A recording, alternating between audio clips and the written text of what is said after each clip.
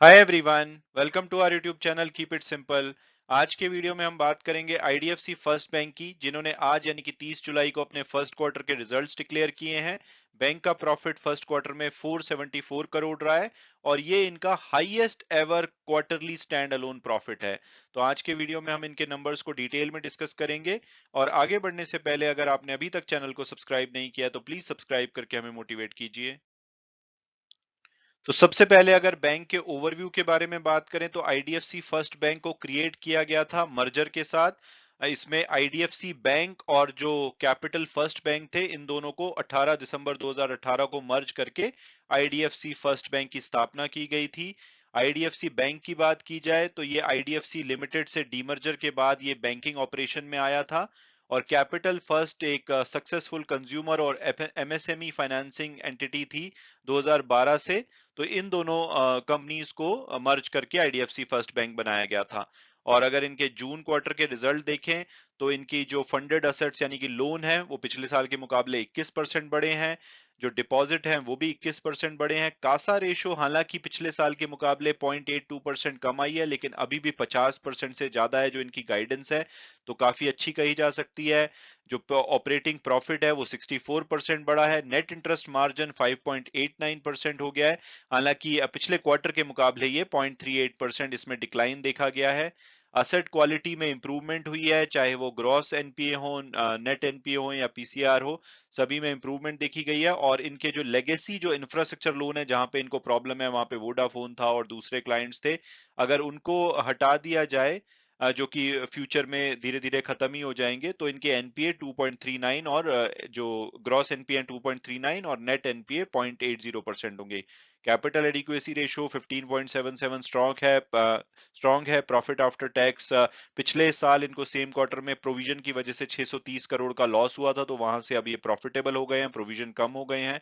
Return on assets 0.97% है और return on equity 8.96% है, जो कि पिछले क्वार्टर से बेटर हुई है।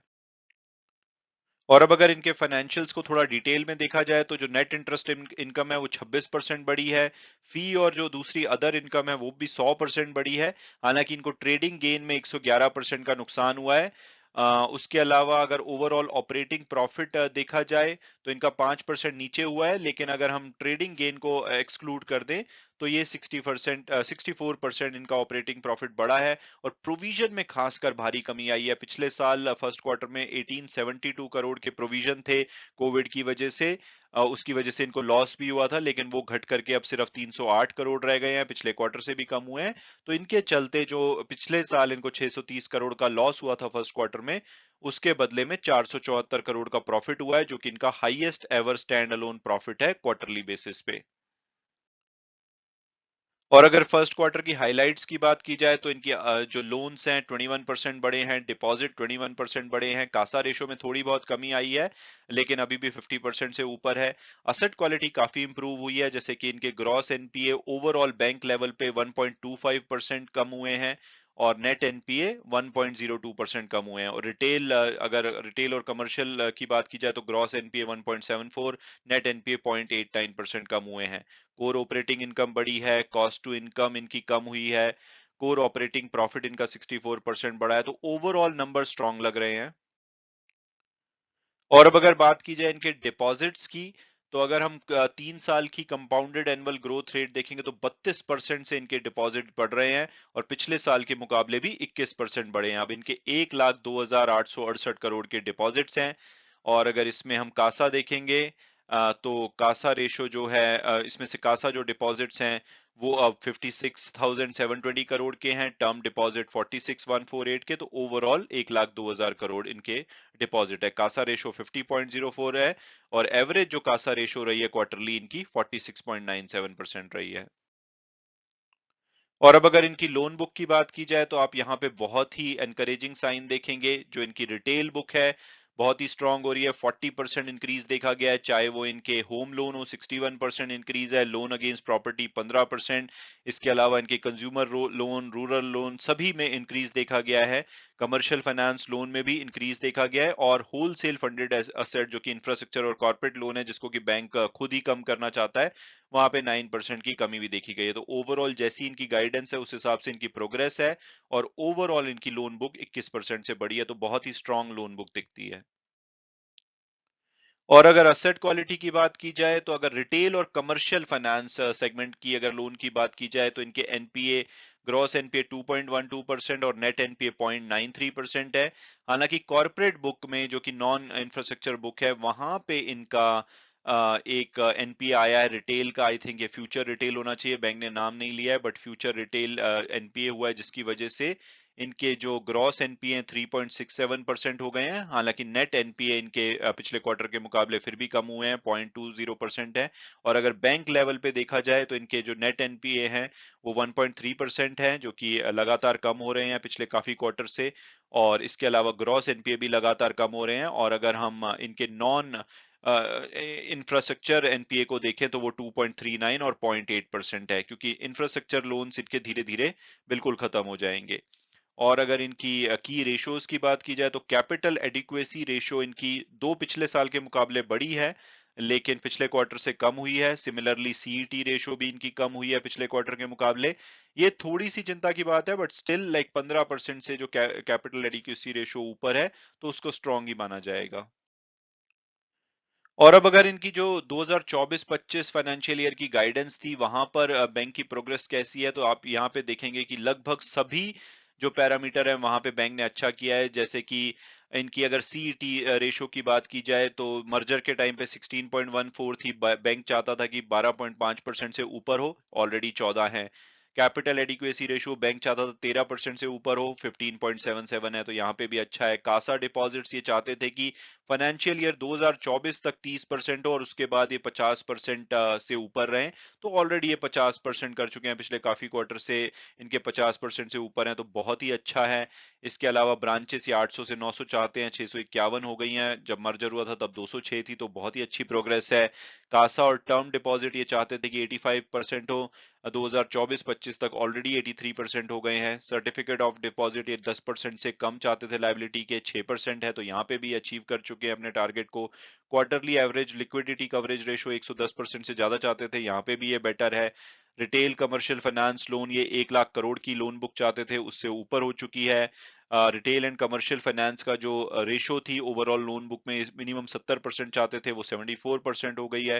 होलसेल फंडेड जो कि लोन्स हैं कॉर्पोरेट और इंफ्रास्ट्रक्चर, ये 40,000 करोड़ से कम की लोन बुक चाहते थे। जब मर्जर हुआ था तब 56,770 करोड़ की थी, जो कि घट करके अब 30,709 करोड़ रह गई है, तो अच्छी प्रोग्रेस है। और इसमें अगर इंफ्रास्ट्रक्चर लोन की बात की जाए, तो ये अल्टीमेटली 5 साल में जीरो चाहते हैं, जो कि सिर्फ अब 6,700 करोड़ के बच गए हैं, तो इसमें भी काफी अच्छी प्रोग्रेस है। इसके अलावा जो टॉप 10 बोरोवर्स हैं, उसमें 5% से कम इनकी लोन बुक चाहते थे, 3.5 है, अचीव कर चुके हैं। जीएनपीए ग्रॉस एनपीए 2 से 2.5% चाहते थे, 3.36% है, बट अगर इंफ्रास्ट्रक्चर लोन जैसे धीरे धीरे खत्म होते हैं, तो ये भी अचीव कर लेंगे। नेट एनपीए ये 1 से 1.2 चाहते थे, 1.3 पे आ चुके हैं, तो very close to being achieved. और प्रोविजन कवरेज रेशो ये 70% के आसपास चाहते थे, 73% है, तो अच्छी है। नेट इंटरेस्ट मार्जिन 5 से 5.5%, उसको भी ये इन्होंने बीट किया है। कॉस्ट टू इनकम रेशो 55% चाहते थे, यहाँ पे थोड़ी सी अभी गैप है, लेकिन जो मर्जर के टाइम पे थी वहां से इंप्रूवमेंट देखी गई है। रिटर्न ऑन असेट्स ये 1.4 से 1.6% चाहते थे, 0.97% है, थोड़ी सी इंप्रूवमेंट की जरूरत है, बट क्लोज टू 1% हो चुकी है। रिटर्न ऑन इक्विटी ये 13 से 15% चाहते हैं, जो कि 9% के आसपास है। तो थोड़े से पैरामीटर हैं जहां पे इनको अभी अचीव करना है, बट ज्यादातर पैरामीटर पे ये गाइडेंस के अगेंस्ट चल रहे हैं, और 2024-25 तक जो भी इनकी गाइडेंस है होपफुली ये अचीव कर लेंगे। और अब अगर बात की जाए कि क्या करंट प्राइस पे हमें आईडीएफसी बैंक का शेयर लेना चाहिए या नहीं, तो सबसे पहले अगर पास्ट परफॉर्मेंस देखें, तो इन्होंने काफी डिसअपॉइंट किया। 3 साल में लगभग 9.5% की नेगेटिव रिटर्न है, पिछले 1 साल में 28% की नेगेटिव रिटर्न है, और 1 जनवरी के बाद भी 22% की नेगेटिव रिटर्न है, और वो तब है जबकि पिछले 1 महीने में इनका शेयर लगभग 19% बढ़ा है, पिछले 1 वीक में भी 5% बढ़ा है। हालांकि टिकर टेप प्रोडक्टिव एनालिसिस के हिसाब से इनका एवरेज प्राइस 48 आता है, हायर साइड पे 62, लोअर साइड पे 32। तो जो लास्ट क्लोजिंग हुई है 37.55 पे, उस हिसाब से तो ये अपने लोएस्ट टारगेट प्राइस के आसपास अवेलेबल है, तो प्राइसिंग अट्रैक्टिव लगती है।